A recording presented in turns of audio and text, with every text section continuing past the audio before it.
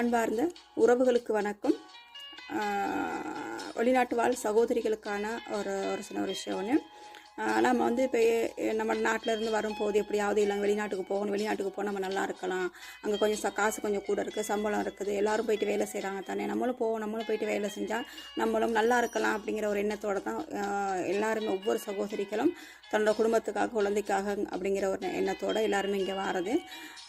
அப்போ அங்கே இருக்கும்போது நம்ம நினைப்போம் வெளிநாட்டுக்கு போக நல்லா, அதாவது வெளிநாட்டு வாழ்க்கை எப்படி என்னங்கிறது, இங்கே எவ்வளோ கஷ்டம் இன்ப துன்பங்கள் எவ்வளோ இருக்குது, எவ்வளோ பிரச்சனைகள் இருக்குது அப்படிங்கிற எதையுமே நம்ம சரியாக தெரிஞ்சுக்கிறது ரொம்ப குறைவாக தான் இருக்கும். அதை ஒரு ட்ரைனிங் போனால் கூட ஏதோ ஒரு சில விஷயங்கள் சொல்லிக் கொடுப்போம், நிறைய விஷயங்கள் எல்லாமே சொல்லிக் கொடுக்குறதில்ல.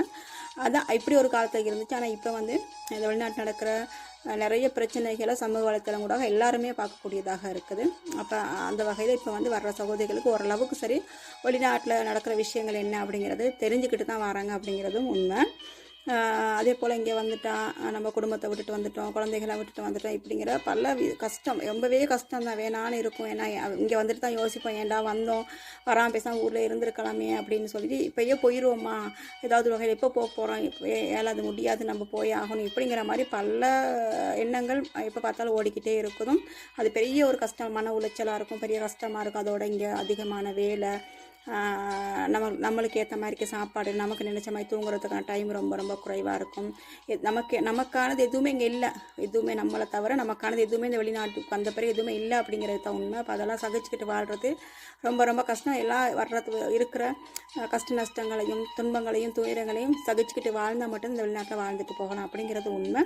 அந்த வகையில் இப்போ வந்து ஒரு சில சகோதரிகள் என்ன செய்கிறாங்க, எங்களுக்கு வீட்டில் வேலை பிரச்சனை, இல்லாட்டி வீட்டில் இலங்கையில் இருக்கிற குடும்பங்களோட பிரச்சனை கைக்கு இவங்க என்ன செய்கிறாங்க, உடனடியாக இந்த குளோரக்ஸ் அப்படிங்கிற ஒரு விஷயம் ஒன்று இருக்குது, நம்ம எல்லாருக்குமே தெரியும். அது வந்து முக்கியமாக க்ளீன் பண்ணுறது ஒன்று, நம்மளோட மனசெல்லாம் கூட க்ளீன் பண்ண, அதே மாதிரி வெள்ளை உடுப்புகளில் கரப்பட்டா க்ளீன் பண்ண, இந்த மாதிரி அது வந்து ஒரு க்ளீன் பண்ணுற ஒரு சுத்திகரிப்பு ஒரு மருந்து ஒன்றேனா. அப்போ அதை என்ன செய்கிறது, அது எப்படி என்ன மாதிரி யூஸ் பண்ணு அப்படின்னு சரியான பையன், ரொம்பவே கேஸ் ஆனது.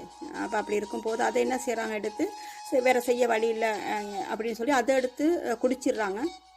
குடித்து நம்ம தற்கொலை பண்ணி இறந்து போயிடுவோம் அப்படின்னு சொல்லிட்டு நிறைய சகோதரிகள் அதை குடித்து இறந்தும் போயிருக்காங்க. ஒரு சில சகோதரிகள் காப்பாற்றப்பட்டிருக்காங்க.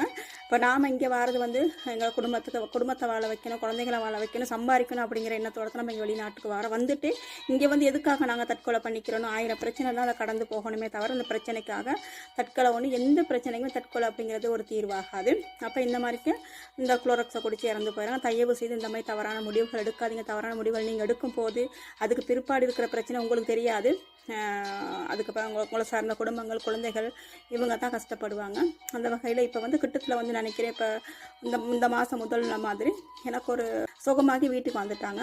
வீட்டுக்கு வந்து வந்ததுக்கு பிறகு, அதாவது கடந்த 6ஆம் தேதி வீட்டுக்கு வந்து அதுக்கு பிறகு இன்னும் கஷ்டம், இன்னும் என்னோ பிரச்சனை, வீட்டுக்குள்ளே என்னோ பிரச்சனைன்னு சொல்லிட்டு அவங்க குளோரக்ஸை குடிச்சிட்டு இறந்து போயிட்டதாக எனக்கு மெசேஜ் கிடச்சிச்சு.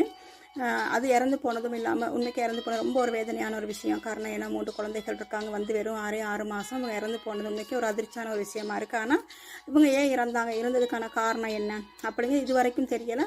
அதே போல் நம்ம எல்லாருக்குமே தெரியும், வெளிநாட்டில் இறந்து போயிட்டா 1 வருஷமோ 2 வருஷமோ 6 மாதமோ எங்கள் சுற்றியும் எங்களோட மையம் வந்து இலங்கைக்கு கட்டாயம் போயே ஆகணும்.